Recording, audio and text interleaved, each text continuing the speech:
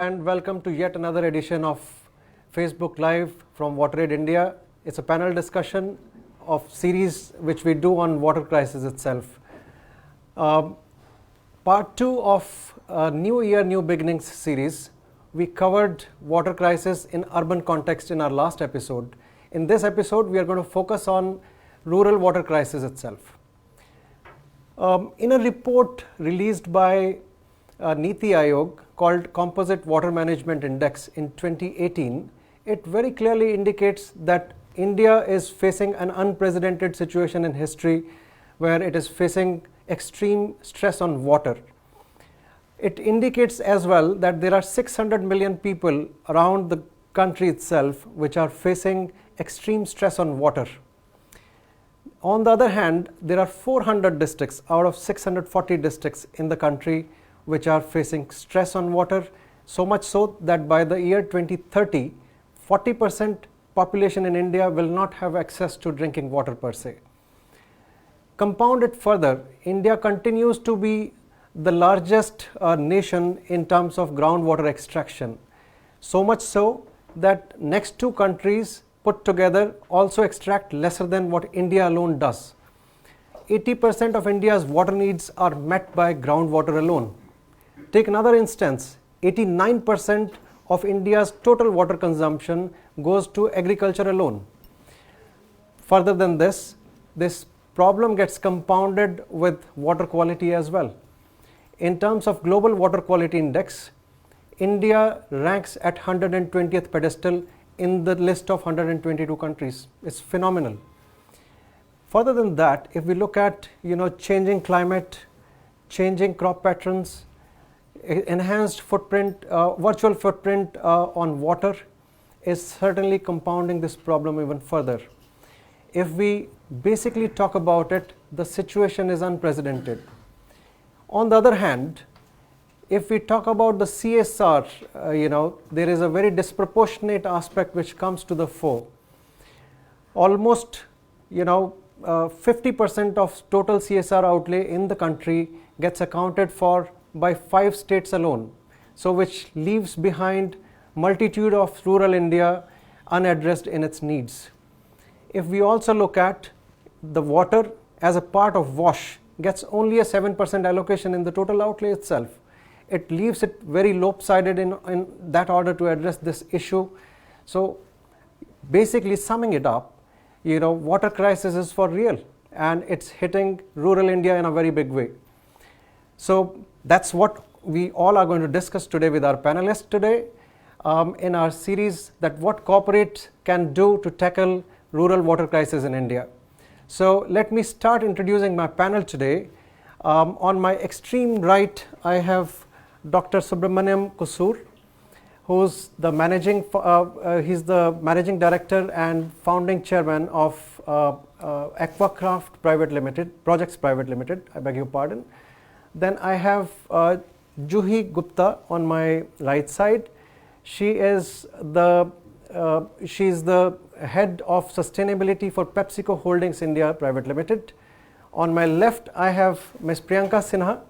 She's the regional head of digital initiatives and marketing for DuPont Water Solutions in Asia. And then on my extreme left, I have Ms. Nirma Bora. She's from policy and advocacy team of WaterAid India. And I'm your host, Vikas Kataria. So before we start, let me also appeal to you viewers as well that please ask your questions, queries or comments on our Facebook and Twitter handles and tag hashtag CSR Matters. And we will take up these questions as we discuss with our panelists today. So let me begin with asking questions to you, Nirma, first.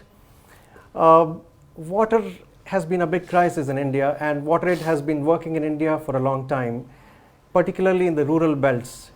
There is a crisis which is building up in the sense that it is unprecedented at this point in time.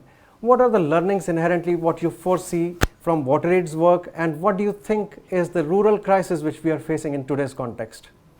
Thank you for the question. talking about the primary crisis in rural India is facing in terms of water, which I see is lack of accessibility. So way back in 2009, when the National Rural Drinking Program was launched, its guidelines said at household level is 19.7%, still not reached what we had committed way back. Another figure states that it says that the reliance of the rural community on hand pump is as high as 43%. So we are still struggling with access to clean drinking water in rural India. Not that hand pumps are not reliable, but my second point is going to make it more clear, which is regarding growing water quality issues. So some 2 or 3 decades back, the reliance of rural community on drinking water was more on surface water bodies, which primarily had bacteriological contaminants, which could be dealt through boiling or chlorination, a low-cost remedial measure. Now that reliance is more on groundwater bodies, new issues have come up, which is chemical contamination. So nitrate, lead, arsenic, and all kinds of heavy metals are found. And their remedial doesn't lie at household level. And it involves cost as well. So yes, quality is an issue. And a central groundwater report also said that in India, around 20 states are facing arsenic water quality issues in groundwater at shallow aquifer level, and 23 are struggling with fluoride. Going to the third primary issue, which I see is lack of source sustainability measures or water rejuvenation measures. So there was a time when we were more dependent on surface water bodies. As I have said, groundwater extraction has increased. Agriculture is a contributor to it. Forest lands have also gone down. And source sustainability measures are not being planned much. Aquifer recharge, rainwater harvesting, ensuring that the traditional rainwater harvesting bodies are looked into, are often ignored. And lastly, going to a primary challenge, which is rural specific, is that ownership and community role is very less. And rural community, which is empowered to manage, operate, and maintain its own water resources constitutionally, like the 73rd Amendment Act 1992 empowers the local rural bodies to look into the water resources. So if communities' role, ownership is less, where they are being empowered constitutionally, the management of water bodies, of rural water supplies will also be overlooked. And especially what the trend is that whenever a pipe water supply scheme is set up by the department, is handed over to the community, their acceptability and role is very less, to the extent that many a times they are just collecting and paying tariff. So yes, these are the 4 primary challenges I see with regard to access, quality, poor source sustainability measures, and low ownership or participation of the rural community. Well, very pertinent in various sense, particularly talking about access and then going down to the level of ensuring that there is adequate pricing and ownership within that. So that let me just go to Juhi in that case. Juhi, I do understand what essentially Nirma started by saying. There's a lot of adequacy required in different aspects of water management essentially, and I do understand that PepsiCo has been working on water stewardship for a long time. PepsiCo in its products requires a lot of water intake, and at the same time for years you've been working on different aspects of water stewardship. So how do you see, what are the kind of learnings you have in terms of the rural context, and how do you bring them to the fore to ensure that there is adequate water sustainability in that aspect? So thanks for the question, Vikas. I think very rightly put. PepsiCo has been working on water stewardship for almost, it dates back to 2006, and we've got a very robust stewardship program on water. What we realize is that the need goes beyond just CSR, where corporates really need to breathe and live what they call water stewardship. So we do it in multiple ways. We have a multi-pronged approach to water sustainability. We believe in reduction of water in our consumption. Basically, all our manufacturing plants are water positive, meaning that we replenish or give back more water than we consume in our own products. There is also a commitment, while we have one of the best water use ratio in the industry, we are further committed to further reduce our manufacturing water intake by 25% by 2025. Again, another point that you mentioned was on agri, because a CGWB report basically said that out of 447 billion cubic meters of water that is replenished every year, 228 billion cubic meters is taken up by irrigation alone, and the requirement on drinking water, industry and household is only about 25 billion cubic meters. So I think agriculture has a very big role to play when you talk about how to do water stewardship on agriculture. That is why we have a program called Sustainable Water Resource Development and Management, which focuses on replenishment of community water resources at a watershed level. However, community is the helm of all that we do in our programs. And you talked about ownership, Nirma. I think very important. These programs are ensuring that the community takes ownership of these assets, because these are shared assets. So again, how do you ingrain the community? They are the ones who are actually monitoring the rainfall patterns. They are the ones who are monitoring the observation wells. What is the impact on groundwater levels? Farming again plays a very critical role, because these programs are happening in rural India.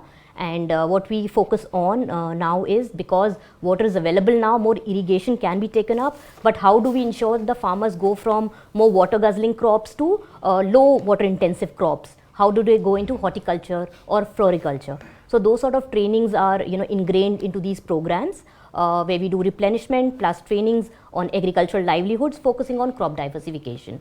Again, I would say women plays a very important role here, because typically women travels a lot of distance to fetch water for the households.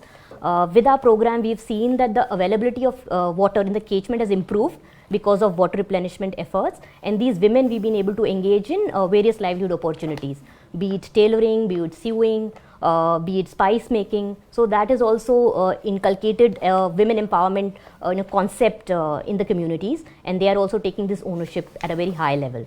So I think primarily, if I were to sum it up, we focus on reduction of water in our own manufacturing plants, in agricultural footprint, in replenishment of water. So those are our key focus areas.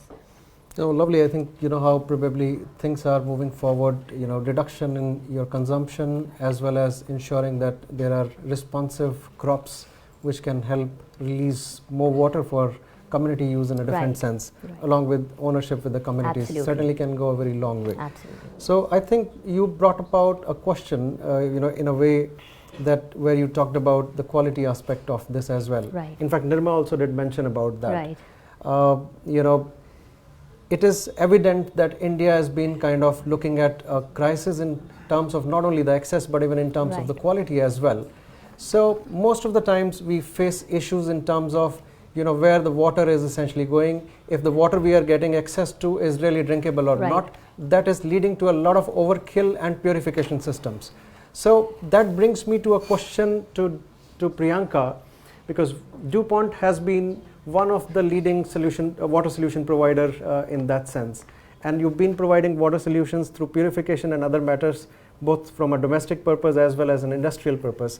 So what do you think, Priyanka, how your stewardship is going in the rural areas, and how you are actually leading to this aspect where quality is taken care of on one hand, and on the other hand, how it is leading to better access to people from a drinking water perspective? Sure, Vikas, thanks for that question. And I heard the two panelists speaking about community engagement and other things. So there are a couple of things which I want to say. First of all, companies like ours, we are the solution providers, right? We are the ones who bring innovations and technology which other companies, industries, corporates can use to get better at their own sustainability matrix, right? So that's number one. That is where we start. most companies will have their manufacturing plants set up in semi-rural or rural areas, and that is where a lot of water is being consumed by them, and then agriculture irrigation water is being used as well. So with the right kind of technology, if we are able to reuse and recycle a lot of that water, it actually helps in turn the rural areas in the excess. So that's like the excess part of it. The good news is that most companies have started working on it. They have started acknowledging that there is a problem and we need to find a solution to that. The second part of it is quality, and that's where I think our role is much bigger and we take it rather seriously. So to me, like you said, probably that excess is good, but if that water quality is not good enough for drinking, then you are creating a bigger problem, right? And that is where a lot of these technologies, I mean, we were the innovators of many of these technologies which help you in cleaning pipe water. And the third part of that is of the whole thing is awareness. So while we continue to be technology provider, in last couple of years we have been extremely active in engaging with masses everywhere through social media, through different kind of web platforms. We are reaching out to people. We are doing a lot of offline activities, so to say, as well, where we are talking to people about water. Let's bring the dialogue out. Let's talk about how you can get quality water. What's the definition of quality water or healthy water if you want to drink it? So I think I'm a digital person, so I'll always talk about it, right? There are 200 million rural internet users in the country. My belief is that every household has a smartphone now. Every person may not have, every household has. That's a lot of power in the hands of the people, and if we are able to harness it collectively, that will make a huge difference in the mindset of people. The government will do their job, the corporates are going to do their job, but we as end users are consumers of water. I think we have a strong role to play, and us collectively should make sure that all of us understand that role, right? If I am able to save water, I'm saving it for the community. I mean, it's a natural resource. We all are responsible for it. So we do a lot of these kind of activities to bring that dialogue on the forefront. Wonderful. I quite liked your statement that if we have access to millions of internet users, certainly sensitivity will be very, very different if it is put forth to those people, and if they get involved, certainly the game could be changed.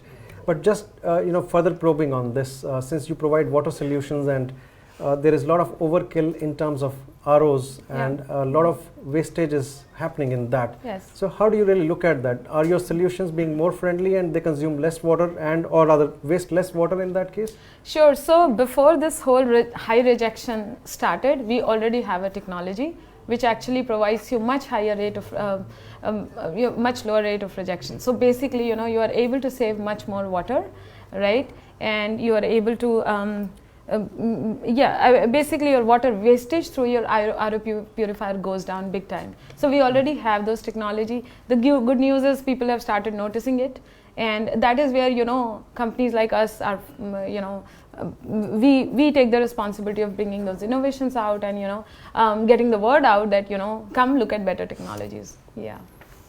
Thank you, Priyanka. Dr. Kusnur, let me turn to you and essentially check that Aquacraft has been operating in different parts and providing different water solutions. So what has been your experience in providing safe drinking solutions to the household and to the communities, and how does it pan out in the form of the rural intake in that case? Thanks, Vikas. Thanks for the question, and we've got very interesting panelists here who are sharing their views, which is very nice. One glaring statistics. In India, still we have 6,000 deaths due to diarrhea. That means 20 jumbo jets crashing in one day is 6,000 people. If that would happen, the entire world will stand up and take a note of what is happening. But silently, the fact of the matter is so benign.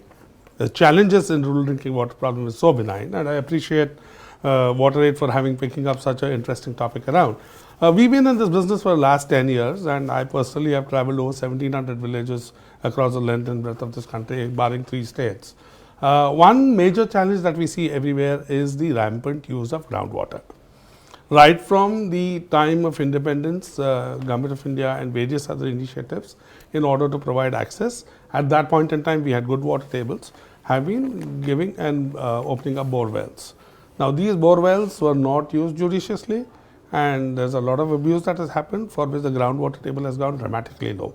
Coming to your point of contaminants, the lower the groundwater, the higher the heavy metals. So the higher the heavy metals, the larger the public health risk. So arsenic leads to cancer, fluoride leads to a skeletal damage, iron leads to kidney stones, and nitrates leads to kidney stones. So there's a serious public health risk which is happening on these areas. A lot of these problems are very well evident, but unfortunately not acknowledged directly by the community as well. Community plays a very important role in all these actions to address these solutions, and we've been innovating by falling down every time, because it's not, we're today talking about a solution, but this has not come overnight. It's taken almost around 7 to 8 years of hard actual understanding of what's happening. So we've built a model for rural activities called as AQUAS. A is access, Q is quality, U is utility, which is most important. A is administration of that utility, leading to sustainability. So now we are working along with governments, and a very interesting model which I would want to talk about in this place is the Village Social Transformation Foundation, which was set up by Government of Maharashtra 3 years ago as a public-private partnership by Government of Maharashtra under rural development and around 30-40 corporates who committed that we will make a change in this activity. So it is very important that while we talk about communities, we also need the administration, because water is a state subject. So when we are building, my point to drive home is that the solution is there, but it has to be holistic. It will be a multi-stakeholder solution. We have to define roles and responsibilities of every person here right now. And the biggest interesting model that we have seen in transformation is children. Children are the best agents of transformational change. We do a lot of work in schools. We provide clean drinking water systems. We provide bio-toilets. So every intervention that we do under a model called as Swachh, which is sanitation and water for community health and hygiene, is green. For instance, our drinking water technology works on gravity, does not waste water and no sludge. It's a time-tested, patented, and even time-tested within India as well. Our toilet technology also requires water only for washing oneself. The fecal matter gets converted to liquid fertilizer and flows down into the ground. And we've innovated biodegradable sanitary pads, which naturally get decomposed into the system. So one thing, while innovating any technology for that matter, it's very important to see that it has to be environmental friendly and very easy to use from a community standpoint. Second thing, we do a large advocacy right now, because you can give a rocket science and nuclear science, but if somebody is not using it, it is pointless. So in the beginning of this year, on January 11th, we launched a very interesting student advocacy program called as Jal Pe Charcha. Okay, lovely. Where we go into schools and colleges and telling them, what do you feel about water? And number one, the basic premise of Jal Pe Charcha is to tell them that water is not free. Don't take it for granted. In this case, what do you feel? How will you respect water? How will you treat water? How will you save? How will you preserve? The only idea is to sensitize. Till the time you don't sensitize at the grassroots level, you can talk about every possible solution in the world. Indeed. It's not going to work. Indeed. Net, what we are saying is we are democratizing water. You have to go and tell the community we are only catalysts who are coming here. Maybe the government, be the corporate or solutions providers. It is for the people, of the people and by the people. Until unless you take ownership of the whole thing, nothing is going to move. Last but not the least, we've been able to get Gram Panchayats right now to accept and acknowledge whatever we are putting under CSR and various other interventions, to acknowledge that as public infrastructure and take ownership of not only operating and managing it, but also securing it. So anybody who's investing $1 today has to have a clear view of where it is going and what it is yielding. Otherwise, in today's world, nobody is ready. The age of charities, philanthropies of the Birlas and Tatas, they incubated it, was fantastic. But in today's day and age, when we have digital activities, we've got a lot of scope. And the main idea of launching Jal Pe Charcha was that India may not be fully literate, but India is fully digitally literate. Leverage that, push across a point and be at it. It takes a lot of time, believe me. It doesn't happen overnight. It takes a lot of time, and I leave it at that. No, Dr. Kusnur, I can see a lot of synergy going, here, where you're talking about Jal Pe Charcha and she's talking about addressing the, internet savvy population within that. Yeah. I'm slightly curious, though I will come back to you. I'm just taking a note of the point is that where you said that water contamination in terms of arsenic or in terms of fluoride and other contaminants can be really fatal in some aspects in some of the communities per se, and water quality is a big issue in that. While most of the people don't even know about it, they're continuing to consume that water. Exactly. The awareness is a big problem. Right. I'll come back to you on that. Sure. Let me just turn it back to Nirma. Nirma, with WaterAid's experience in working in different aspects, how do you see that corporates playing a role in Jal Jeevan Mission achievement of objectives of Jal Jeevan Mission, and what do you think there could be a synergy in terms of that, and what expectations from a WaterAid perspective you think that could corporates play within this ambit of things? So yes, the Jal Jeevan Mission has huge targets: pipe water supply in every household by 2024, with a functional household tap connection, ensuring 55 LPCD. How we are going to do that? So the guidelines also very clearly mention that the implementing support agency, whom they see as NGOs, voluntary organization, SHGs, foundations, trust, also have a role in hand-holding the community for planning, managing, operating, and maintaining the pipe water supply structure created. So, and the role is also very clearly written that in the 18-month project cycle, an NGO would be given around 40 to 60 villages to work in. And so this is an opportunity for both corporates and the NGOs to ensure that the theme we were working on since long can now be done with synergies from the government as well. So NGO corporate partnership to implement the Jal Jeevan Mission and make it a success is an opportunity. Secondly, whatever learnings we get from implementing work in one village or 40 to 60 village can be replicated in other areas too. So best practices of working in one village can be replicated in others as well.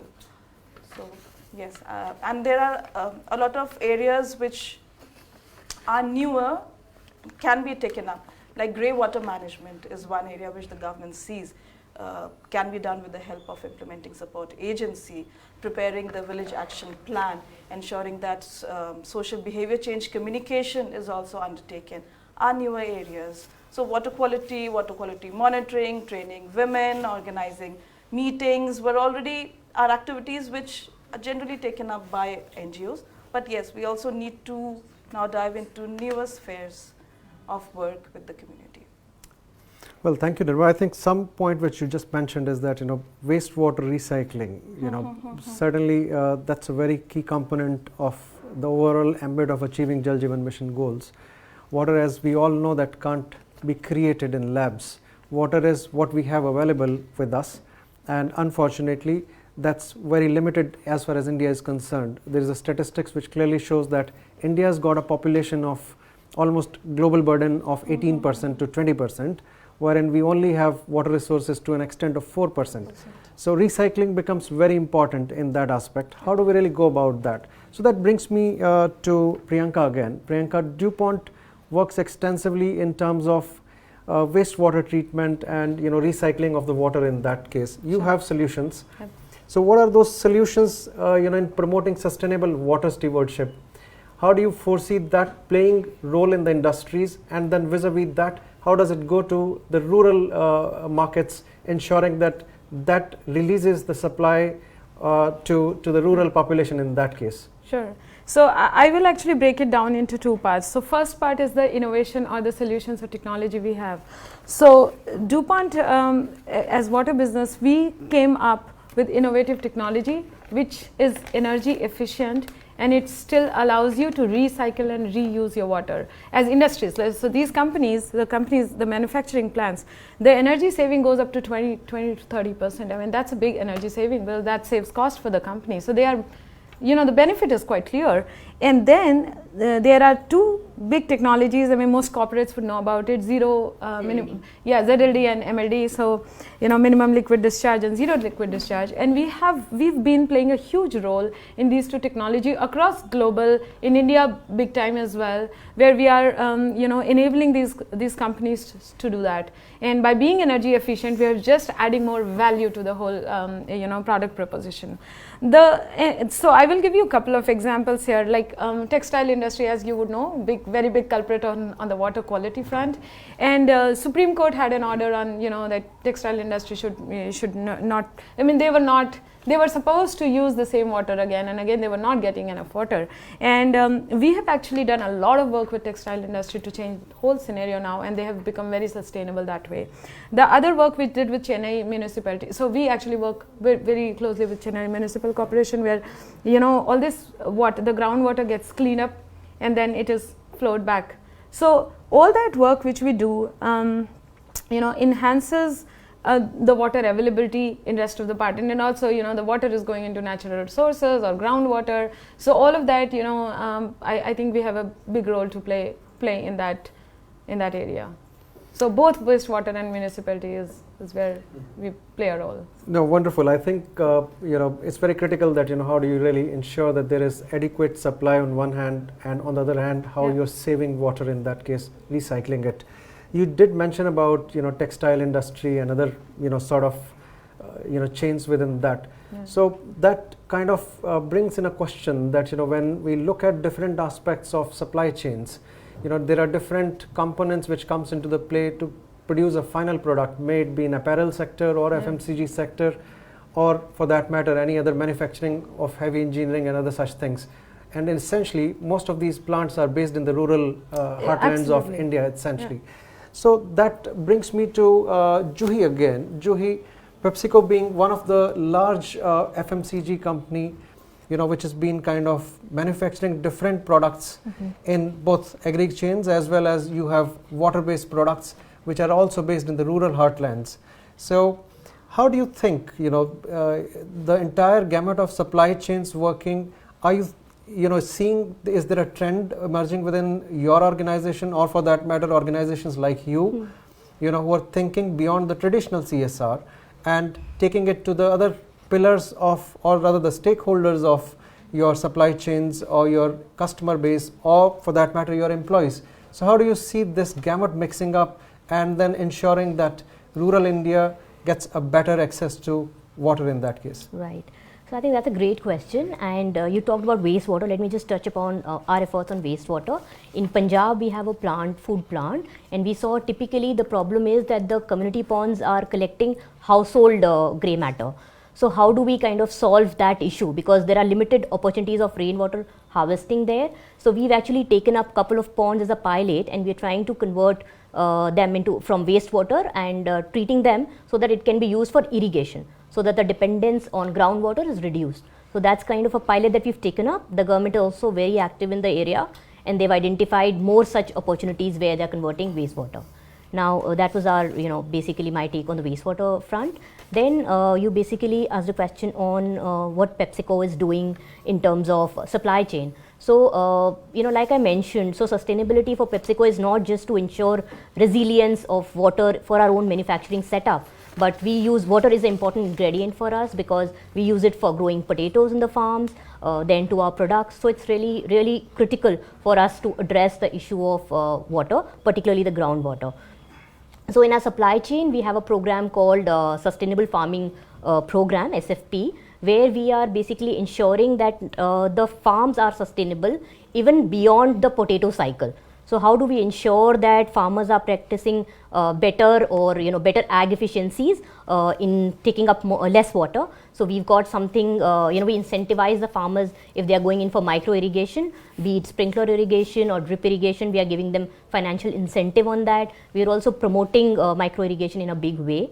We are also incentivizing the farmers who are doing direct seeding of rice, because direct seeding of rice almost takes up 30% more water than transplantation. So we are doing those sort of efforts on the agricultural front. Then supply chain, again we are also trying to create a cadre of ambassadors, water ambassadors within our agricultural teams. Our agronomists are there on ground who are working day in day out with the farmers.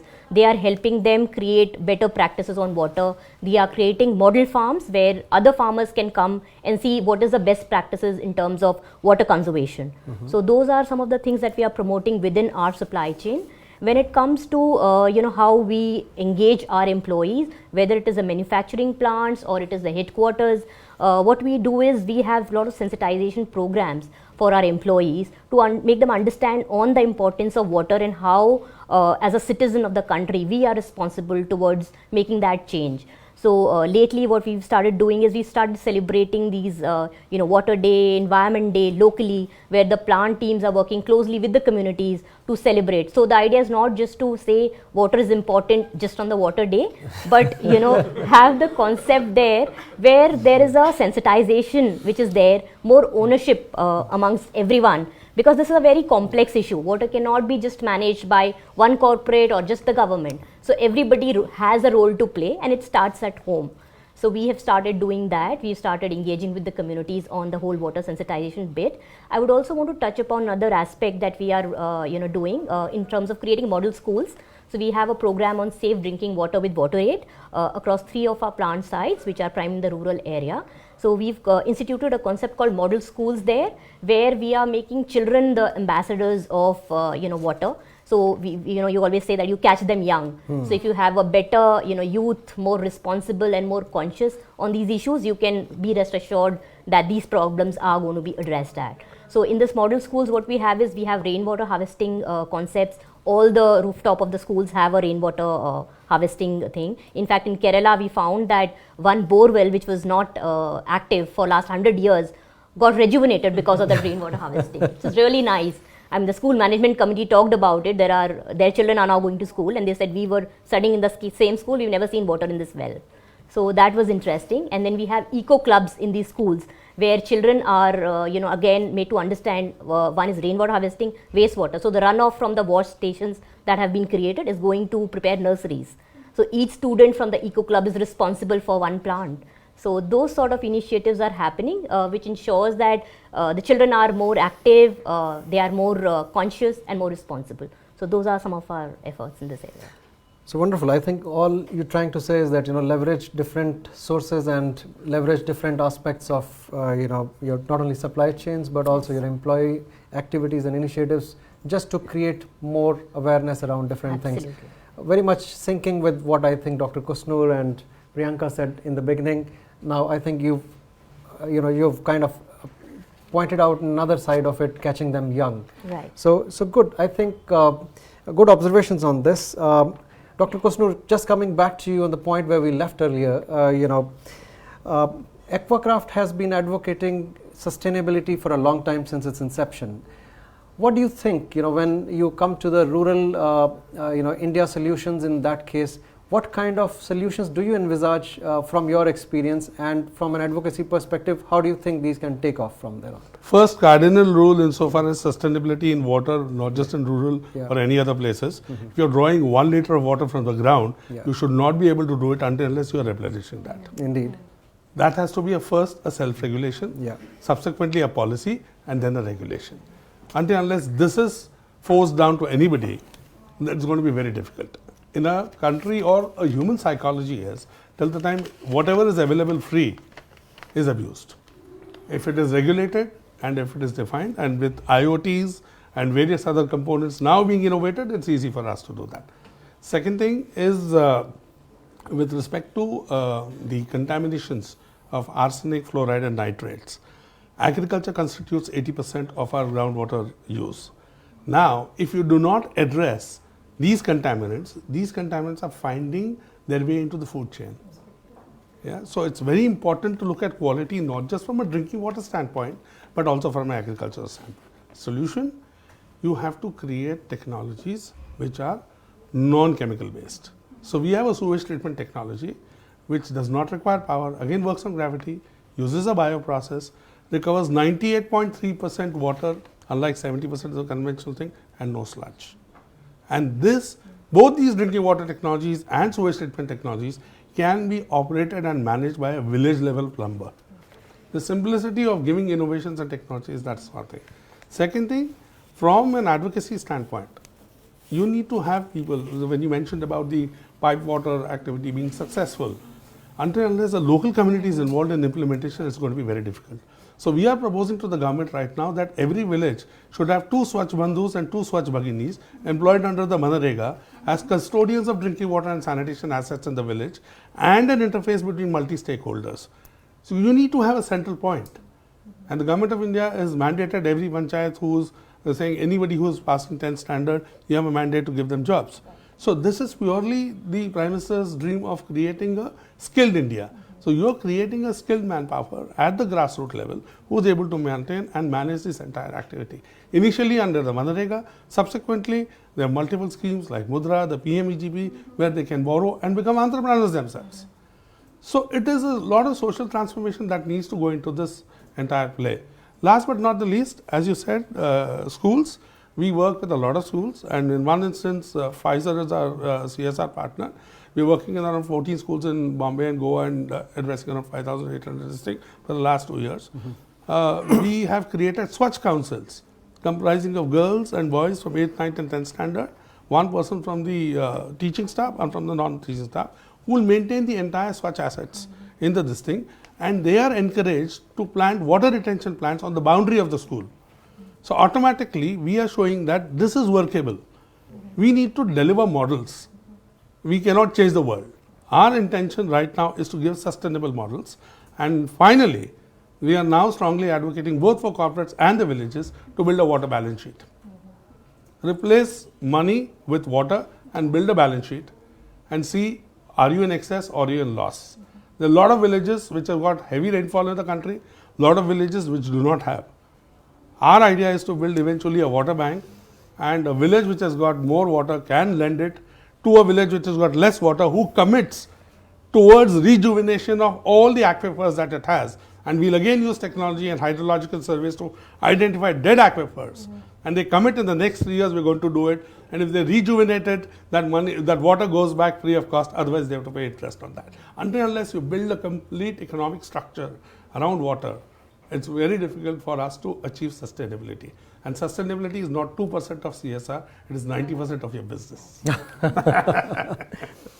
No, very, very wonderful observations there. I think you used a term called water bank, essentially, looking at water bank, you kind of depositing things there and then not kind of ensuring that it's, misused in that sense. Yeah. So you deposit and you extract. Exactly. So if you don't deposit, you kind of, ensuring that your bank will die soon. Your account is not going to have sufficient balance in that. So lovely observation. Very similarly, we've started getting responses from our audience now. Yeah. Audience has kind of started posing questions, and there are some of them which I'm going to pose to different panelists in that case. I will start with Dr. Kusnur once again, because there is a question which is very much linked to what you just made a comment on. What are some of the creative business solutions that India can implement to ensure the water crisis?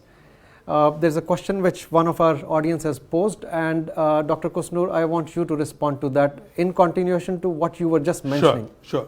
So, as we rightly mentioned, that water needs to be taken more seriously. First of all, respect is important. Solutions are multiple.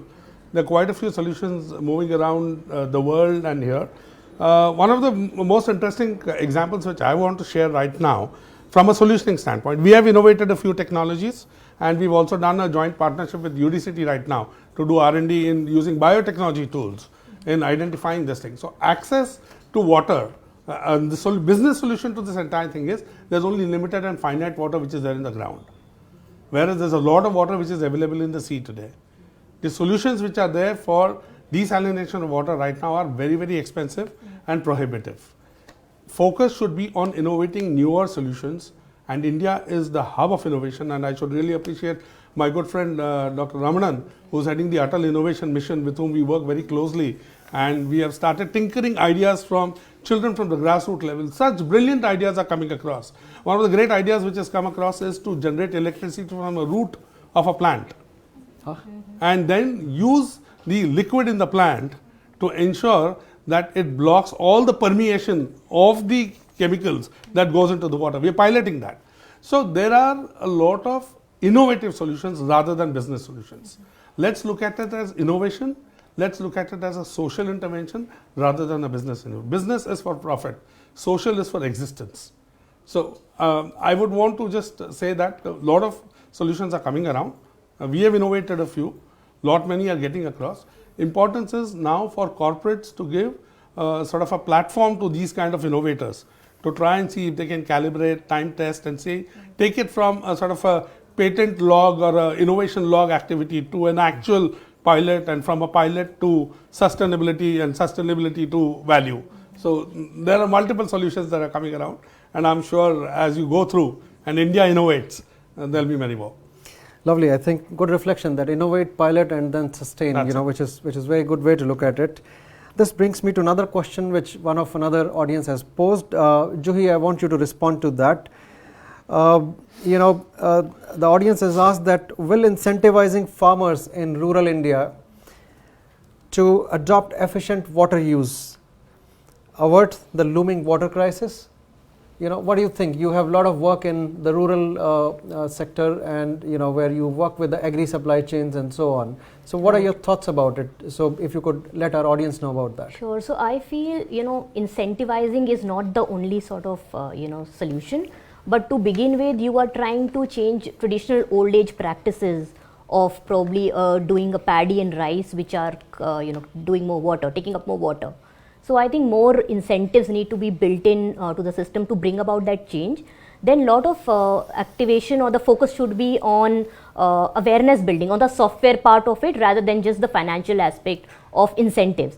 Once the farmer realizes that there is business viability for him to deploy low cost water solutions, he's going to be saving on labor, he's going to be saving on costs, he's going to be saving on multiple other things. So I think there has been a government scheme on drip irrigation where almost 80 to 90% subsidization is happening.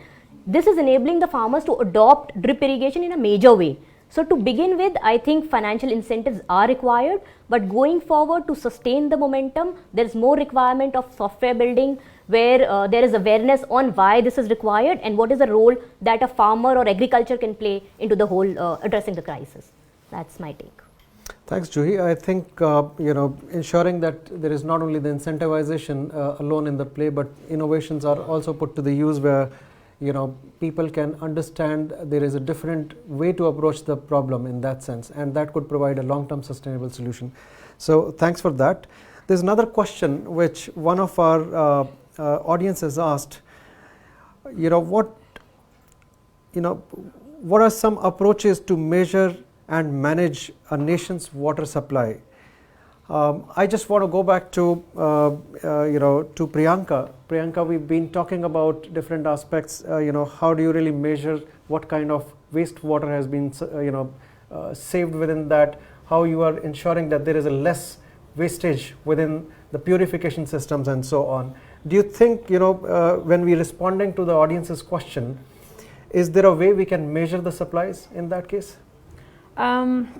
Okay, so the way I think about measure is I think we need to measure the quality aspect of the water as well.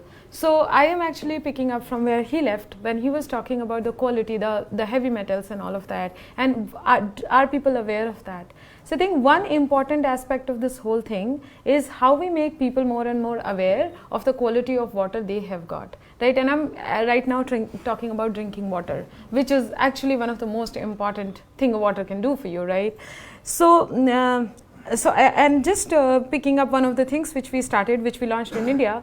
So in October, we launched a web platform called cleanwatertogether.com. And basically, this is a website. It doesn't market our products to start with. Okay, I know we are a corporation and we are into water solutions, so we will end up, talking about our products a lot. But this is the idea behind this whole web platform. If you go into it, it allows you to measure your water footprint. So it's very simple, animated way of telling you, these are little things. Do you have dual flush toilet? Because there is a water saving there. Is your tap leaking? Do you know if a tap is leaking how much water you waste? 10,000 liters of water in a year. If I see one drop, I may not get sensitized to it. If I hear 10,000 liters, all of a sudden I'm like, okay, I am wasting a lot of water, I need to do something about it.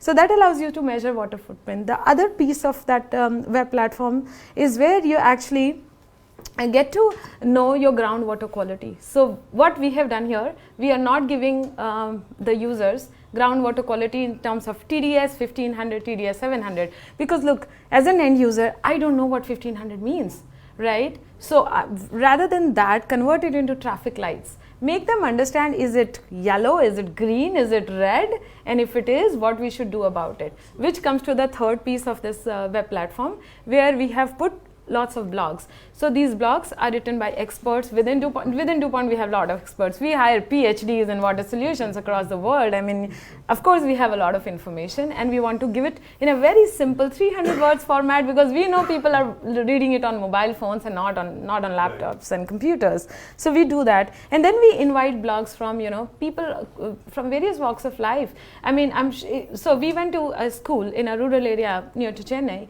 and we did the same thing. Like, we went to the children, catch them young, and we talked to them about good water practices. Do you waste water? I mean, what can you do with water, and all sorts of things. And then we said, okay, let's do a painting competition. And you won't believe the kind of paintings children come up with. It was amazing to know that they care. I mean, this generation Z cares for the natural resources. They are much more aware, they care. And then we were speaking to the principal, and something she said, which we have put on the blog, is that, do we reward children for good water behavior? Go to school, we say, but do we say, wow, you have washed your hands, or good that whatever water you've taken in your glass, you've taken all of it, you drank all of it? That's good boy or a good girl. I mean, are we doing that? I think it's a lot of this measure thing. I mean, if you go to our platform, you will actually see a lot of this thing. The platform is still in English, but we piloted it in India, and we wanted to see the kind of attention it is getting, and we have plans to convert it into regional languages as well.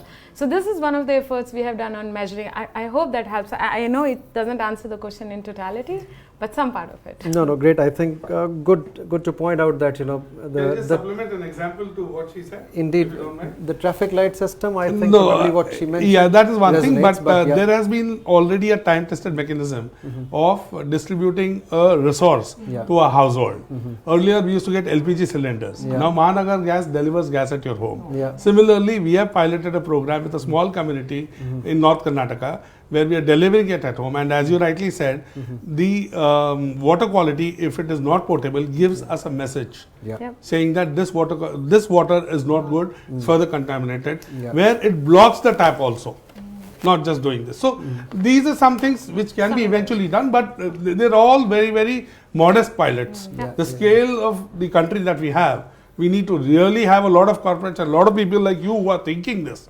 We're trying to build platforms and advocacy. It is needed. It's a composite effort. That's where social media comes into picture. I'm a big fan of social media. But I think, let me just go to Nirma as well, because while we're saying platforms on internet-based aspects, and then we are restricting it to English itself or as a primary this thing. I'm just putting it up in the context of rural in the context of rural India, where most of the people are not very highly internet savvy, or for that matter, English is not their primary language itself. What do you think, from a measurement perspective? And it's a very pertinent question from one of our audience, that, how do you really measure? Once you measure it, then certainly you will find ways to manage it. So how do you measure it? Maybe let's say, what's the experience of WaterAid, where WaterAid has been involved into mapping of various water points, water sources, or aquifers for that matter. And do you think that has a way to kind of ensure, because I understand WaterAid as well collaborates with the government mechanisms, help them capacity building and finding out those water points which are actually not functional but can be revived and so on. So what are your thoughts about it? Talking about measuring the water supply, which I'll take it up from you. I think metering is an important measure, metering at household level, and JJM also talks about metering. Either you supply water at certain times of the day, you will understand how much water is being supplied at household level for half an hour or an hour, or you install meters.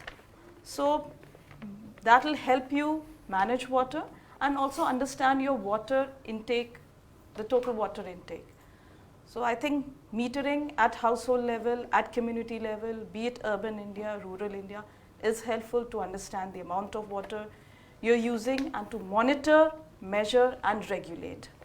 Secondly, talking about water points. So mapping water resources, ensuring that the water quality is monitored, And apart from measuring, monitoring the existing water resources, it's also important, which WaterAid is also doing in some of its intervention areas, also mapping the defunct water resources and using them to recharge groundwater. So yes, so manage water, monitor water, not only quality but quantity as well. So water quality was talked about right now in terms of water, measuring water quality at household level. But I believe metering at household level, taking a stock of total water resources and your water points in rural areas, seeing how many of them are functional, how many of them are defunct, what can be done to the defunct water points is important. I would like to answer one more question which was put up to you, Juhi, which was on agriculture how can agriculture help tackle the water crisis in rural areas? So water and agriculture have a friend-foe kind of relation, where water is a friend, I believe, of the agriculture sector, but agriculture doesn't have much to give into water. Both quality and quantity are being impacted by the way agriculture is being practiced now. So ever since the Green Revolution in 1970s, we find that groundwater extraction has increased. Agriculture has contributed to chemical contamination. So when we talk about arsenic, fluoride, nitrate, it's all pesticides and fertilizers, which are one of the contributors. So groundwater quality is being impacted by agriculture. Policies have a major role to play here. Until regulations are in place, policies are in place to ensure that the groundwater use for irrigation is regulated. I don't think that major impact can be felt. Policies need to be such that even groundwater extraction in the agricultural sector is regulated. And so very recently, I think the same day when the Jal Jeevan Mission guidelines were released, even the Atal Bhujal Yojana was released announced by the Prime Minister, where he said that it's about bringing about its water management in the agriculture sector primarily, and also bringing about behavior change in the way agriculture is practiced by farmers, where they grow rice in a way that it's waterlogged farm, though other methods can be adopted, drip and sprinkler irrigation can be practiced. What we need to notice here is that 80% of our farmers are small and farmers who are dependent on rain-fed farming. So it's the 20 to 15% of the large farmers, big farmers, who are extracting water from ground, who have the amount or the resources to pay for drip and sprinkler. So what kind of agriculture you basically need to look into when you want to regulate the use of water in agriculture? Whether it's the small farmers who are rain-fed dependent, or the large farmers whom you also give subsidy, but then they are the ones who are extracting water the most. So be it the Kusum scheme, where you subsidize solar power pumps to extract water. Is the government keeping a track of who is buying the solar pumps? Is the government keeping a track of who are the ones buying drip and practicing drip and sprinkler based irrigation? What needs to be done in agriculture is, regulation and policies to control groundwater extraction. Well, Can I add a second? yeah, I do see a lot of excitement But on do this, we have the time? and there are many more questions which are lurking, which many of the audiences are asking. But I'm afraid we are just short of time. Sure. And certainly, as we find there are multitude of things which needs to be done. There are a lot of things which have emerged from our conversations. Each of the panelists really added a lot of meat to what could be done. But yet there is a long way to go, starting from the points, where we talked about ownership by communities, we talked about, how convergence could be done in terms of pricing, which is the responsive pricing of this. We also talked about measurability of what's available and then how we can really distribute it. We talked about sustainable farming practices. We talked about catching them young, essentially working with schools, working with different sets of audiences, ensuring that there is enough sensitization around that. We talked about how wastewater recycling could be done. Some of our panelists really added value on that how reduction in the wastage can ensure that enough supply is there. Yet, but this topic is unending. There is still a long way to go on this, how we can really make India stand on its own and become sustainable on the water resources. But yet there is a dialogue which we have started, which we have initiated. I am sure there is a long way which corporates together has to go. We could not discuss many aspects, typically talking about their backyard syndrome, how really they can ensure we can take measurable steps on what could be really a sustainable change. But yes, we did touch upon some aspects of including their supply chains, including their employees, including their customer bases in that. Yes, we have a long way. We will still be back with another episode next month itself around World Water Day. So keep watching, stay glued with us. We will have another topic to discuss next month around World Water Day, and so stay tuned, and thank you very much for being with us. So I thank all my panelists as well for adding a lot of value to our conversations, and we look forward to kind of having more dialogues around it. Thank you very much. Have a good time. Thank you.